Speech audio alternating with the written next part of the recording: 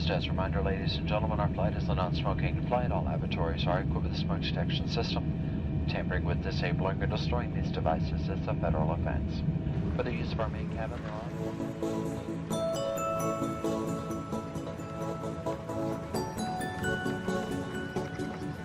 I'm in beautiful Melbourne. It's the 6th year in a row that I've been flown down to work at this particular venue for this conference. It's a big lighting conference with delegates from all over the world. You know, people often ask me, how do I start getting work at venues like this for clients like that? Well, in this short video, I'm going to show you 3 steps that you can do immediately to start getting work. So, stay watching.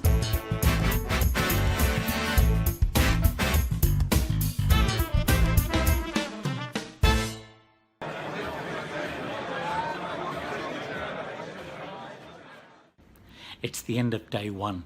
I'm a little bit tired. But you know, learning to be an MC is a little bit like learning to ride a bike. You can read all the articles you like, you can watch all the YouTube videos available, but at the end of the day, it's about getting on stage. That's how you get better.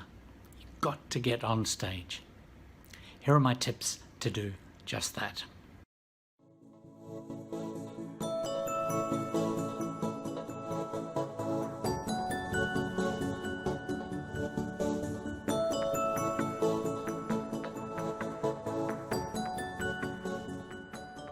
Well, it's morning of day 2. I'm about to set off to work. It's a beautiful day here in Melbourne, about 7 o'clock in the morning.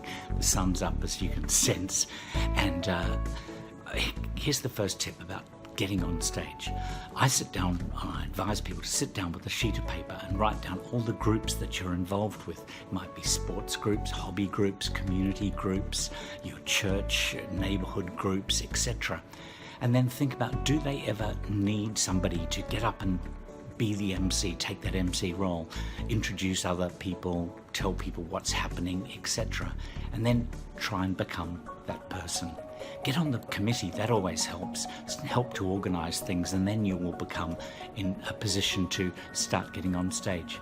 Now, you obviously won't get paid for this, but you are becoming an MC. It's a great strategy, it works. It worked for me.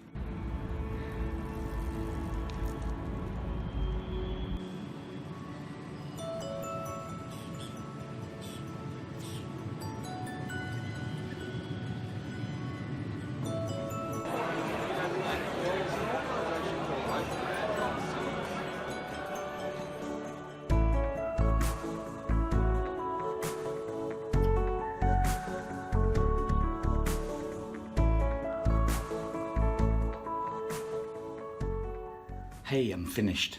It's another beautiful morning here in Melbourne. You might have even seen the hot air balloons travelling over the city in that last shot.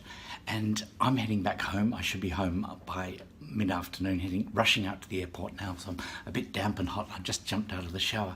But I wanted to tell you the second thing that you can do, and that is make a list of all your friends and contacts. And this includes your neighbours, maybe sports teams, etc. And make sure you tell them what you're trying to do, that you're trying to get work as an MC. And you will be surprised at the number of contacts that come through your close inner circle. And the second circle of influence that you can use and apply a little bit of pressure to are your professional contacts. And I mean your doctor, your dentist, your hairdresser, the mechanic, your gardener, people at the shop, etc. Now, these are people you spend money with, so in some ways they owe you a favour. So make sure you include them and say, I'm trying to get assignments as an MC these days. If you know anyone, I'd be really grateful if you could pass on my details. You don't need to pressure them at all, but just start getting the word out there and you'll be surprised at the result. Okay, I've got to run, get a taxi to the airport. I'm back home. The third action is this. Look, it would be quite easy for me just to direct you straight onto the website and say download the free ebooks that you can get there.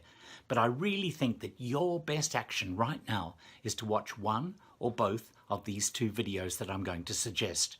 Now, learn the secrets of these 2 skills and you will become a great MC.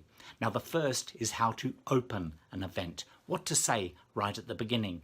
And the second is how to thank any speaker or VIP that you have up on stage. If you do these two things well, you'll be a great MC. So, it's your choice.